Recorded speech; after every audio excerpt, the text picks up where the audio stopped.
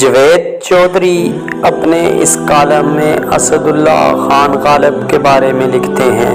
Subscribe to our channel by clicking the subscribe button. Click the bell button and enjoy the latest uploads from our channel. اگرچہ یہ کہا جائے اردو زبان نے آج تک اس سے بڑا شاعر پیدا نہیں کیا تو یہ غلط نہیں ہوگا، لیکن اردو کا یہ عظیم شاعر دلی کے کوچہ بلی مارا میں کرائے کے مقام میں رہتا تھا۔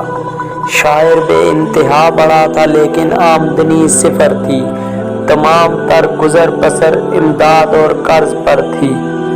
آخری مغل بادشاہ بہادر شاہ ظفری بہت مدد کر دیتا تھا، وہ اور اس کی سرکار نہ رہی تو یہ ذمہ داری مختلف نوابوں، مہاجنوں اور دوستوں نے اٹھا لی۔ وہ سب مل کر 200-400 روپے بھجوا دیتے تھے، اس سے غالب ولایتی شراب اور کباب کا بندوبست کر لیا کرتا تھا۔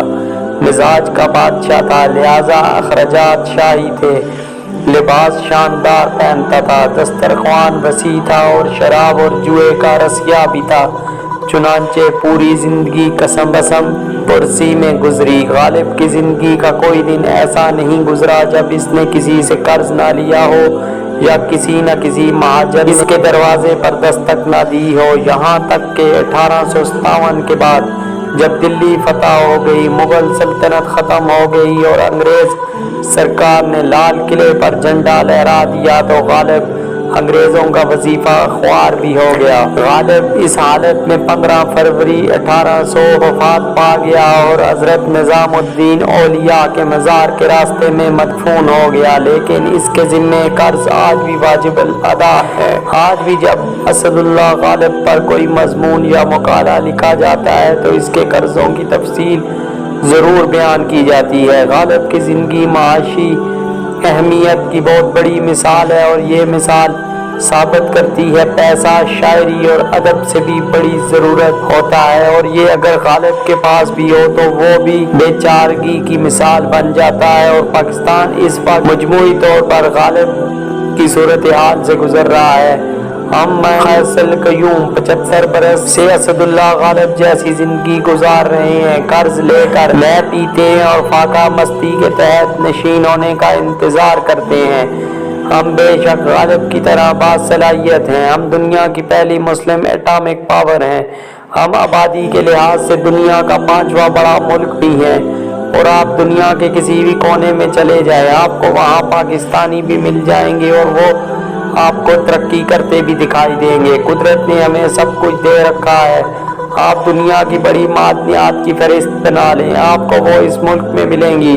ہمارے ملک میں 1.5 گھنٹے کی فلائٹ کے فاصلے پر ایک ہی وقت میں 50 ڈگری سینٹی گریڈ اور -50 ڈگری سینٹی گریڈ 2 درجہ حرارت موجود ہوتے ہیں۔ سویلائزیشن بھی 9000 سال پرانی ہے۔ یوگا تک نے موہنجو دڑو میں جنم لیا تھا، دنیا کو نیلا رنگ ہم نے دیا تھا۔ دنیا کی نمک کی دوسری بڑی کان پاکستان میں ہے۔ دنیا میں صرف 10 ملک ہیں جن کے پاس تمام جغرافیائی اکائیاں موجود ہیں اور پاکستان ان میں سے ایک ہے۔ یہ ملک ہر قسم کے حادثے میں بھی سروائیو کر جاتا ہے اور ملک کا ہر شخص اس سے محبت بھی کرتا ہے، یہ اسے پھلتا پھولتا بھی دیکھنا چاہتا ہے، لیکن یہ اس کے باوجود انتہائی قابل در صورتحال کا شکار ہے۔ کیوں ہم نے کبھی اس حقیقت کا تجزیہ کیا نہیں کیا؟ میں اگر 3 لفظوں میں پاکستان کی معیشت کو بیان کروں تو قرض، بے روزگاری اور قیادت کا فقدان سامنے آئے گا، اور ان تینوں چیزوں نے مل کر اس ملک کو اسد اللہ غالب بنا دیا اور ہم تاریخ کے خوفناک ترین بحران کا شکار ہو گئے۔ آپ آج یہ بات پلے باندھ لیں، ہم 2023 میں 2022 کو یاد کریں گے اور ایک لمبی آہ بھر کر یہ کہیں گے واہ 2022 کتنا شاندار سال تھا۔ ملک میں مہنگائی تھی لیکن کم از کم چیزیں موجود تھیں، جبکہ ہم سارا دن لائن میں کھڑے رہتے ہیں اور شام کو خالی ہاتھ واپس آ جاتے ہیں۔ آپ یہ بات ذہن میں رکھ لیں، ہمارا آنے والا وقت آج کے وقت سے زیادہ مشکل ہوگا، لہٰذا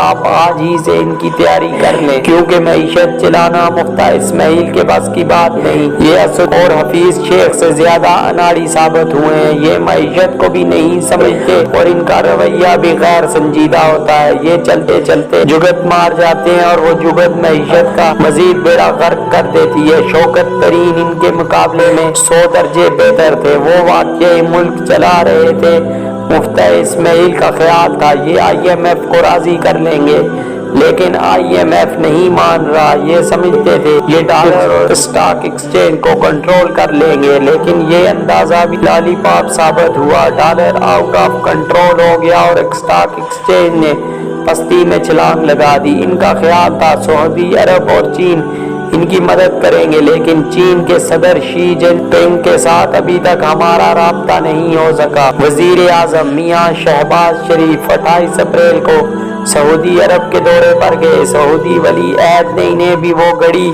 وہ ہار اور وہ انگوٹھی دے کر واپس بھجوا دیا جو انہوں نے عمران خان کو دی تھی اور جسے عمران خان نے بعد ازاں دبئی میں فروخت کر دیا تھا، لہٰذا یہ دورہ بھی ناکام رہا۔ حکومت کو قطر سے بھی توقع تھی۔ میاں نواز شریف کی کوششوں سے قطر نے $3 بلین کی LNG ادھار دینے اور $2 بلین قرض دینے کا وعدہ کیا، مگر یہ وعدہ بھی ایفا نہیں ہوا اور یوں ملک معاشی گرداب میں پھنستا چلا گیا۔ چنانچہ دنیا میں اگر فوری طور پر پیٹرول سستا نہیں ہوتا، پاکستان کے IMF کے ساتھ مذاکرات کامیاب نہیں ہوتے، اگر چین، قطر اور سعودی عرب ہماری مدد نہیں کرتے تو پاکستان تو حکومت 2 مہینے میں نیا بجٹ پیش کرنے پر بھی مجبور ہو جائے گی اور پیٹرول $300 لیٹر، ڈالر $250 اور اسٹاک ایکسچینج 20,000 پوائنٹس پر آ جائے گی اور وزیر خزانہ بھی تبدیل ہو جائے گا اور مہنگائی کا سونامی بھی آ جائے گا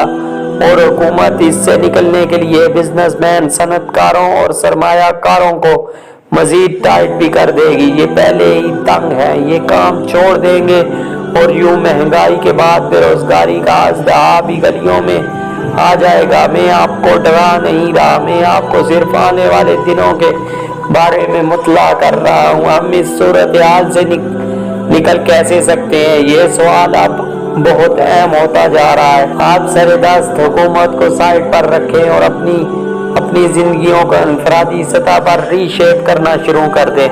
پہلی بات یہ یاد رکھیں، معیشت بچت اور گزارے کا نام نہیں ہوتا، یہ آمدنی یعنی ارننگ کا نام ہے۔ لہٰذا آپ فوری طور پر بچت کے موڈ سے نکل کر کمائی کے فیز میں آ جائیں۔ آپ کے خاندان کے کم از کم آدھے افراد کو کمانا چاہیے۔ آپ کے بچے اگر تعلیم حاصل کر رہے ہیں یا چھوٹے ہیں تو ان کو بھی کمانا چاہیے۔ یہ فالتو وقت میں کوئی نہ کوئی اسکل سیکھیں اور چند ہزار روپے ہی صحیح لیکن کچھ نہ کچھ ضرور کمائیں۔ آپ خود بھی وقت ضائع کرنے کے بجائے اپنی آمدنی میں اضافے کا بندوبست کریں۔ دوسرا، آپ بلا وجہ سرمایہ کاری بند کر دیں۔ پلاٹس اور پرائز بانڈز میں پیسے پھنسانے کے بجائے آپ یہ رقم اپنے خاندان کی صحت اور ٹریننگ پر لگائیں تاکہ آپ لوگ مزید کما سکیں۔ 3، آپ خوراک کا مستقل بندوبست کر لیں۔ آپ کے پاس اگر زمین یا کوئی پلاٹ موجود ہے یا پھر اللہ نے آپ کو لان دے رکھا ہے تو آپ اس میں سبزیاں، فروٹ اور اناج کاشت کر لیں۔ اس سے آپ کا کچن خود مختار ہو جائے گا۔ آپ مرغیاں، بکریاں اور گائیں بھی ضرور پالیں۔ آپ اگر یہ کام اکیلے نہیں کر سکتے تو 3-4 ہمسائے مل کر لیں۔ اس سے آپ کا معاشی بوجھ کم ہو جائے گا۔ 4، گاڑیاں بلا وجہ چلانا بند کر دیں۔ اللہ نے آپ کو بہت کچھ دیا ہوگا، آپ 1000 روپے لیٹر پیٹرول بھی خرید سکتے ہوں گے، لیکن آنے والے دنوں میں پیٹرول کی قیمت اتنی اہم نہیں ہوگی جتنا اہم پیٹرول ہوگا۔ ملک میں اگر پیٹرول ہوگا تو آپ خریدیں گے، ورنہ آپ کو بھی لائن میں لگنا پڑے گا۔ چنانچہ آپ پیٹرول کی بچت کو آج سے عادت بنا لیں۔ آپ نفسیاتی پریشر سے بچ جائیں گے۔ بجلی اور پانی کی بچت بھی شروع کر دیں۔ ہم 20 سال پہلے تک AC کے بغیر ٹھیک ٹھاک زندگی گزار رہے تھے، آج ایسا کیوں ممکن نہیں؟ بجلی کی قیمت قریب 40 روپے یونٹ تک پہنچ جائے گی۔ آپ اس وقت AC بند کرنے پر مجبور ہو جائیں گے۔ آپ آج سے ہی یہ کام شروع کیوں نہیں کرتے تاکہ آپ کو کل مزید تکلیف نہ ہو؟ اور 5، آپ توانائی اور خوراک کے متبادل نظام کی طرف جائیں۔ سولر پینل لگائیں، خشک ایندھن کا بندوبست کر لیں، گھروں کی انسولیشن کرا لیں۔ دوپہر کو گھر میں آرام کریں تاکہ گرمی اور سردی کم لگے اور آپ دن میں 3 بار کھانا پکانے کے بجائے صرف 1 بار پکائیں، اور یہ جب تک مکمل طور پر ختم نہیں ہو جاتا آپ چولہا نہ جلائیں۔ ملک اور آپ خواتین و معاشی بحران سے نکل جائیں گے۔ ہم سب بدقسمتی سے اسداللہ غالب جیسی زندگی گزار رہے ہیں، قرض کی شراب پی کر اللہ سے خوشحالی کی دعا کرتے ہیں، اسراف سے بھرپور زندگی گزار رہے ہیں اور امارت کے خواب دیکھتے ہیں، لہٰذا ہمارے مسائل بڑھتے چلے جا رہے ہیں۔ ہم ان حالات میں کیسے اچھی اور خوشحال زندگی گزار سکتے ہیں؟ ذرا سوچئے اور یہ بھی یاد رکھیے 2023 آج کے 2022 سے زیادہ مشکل ہوگا اور ہم 2022 کو یاد کر کے روئیں گے۔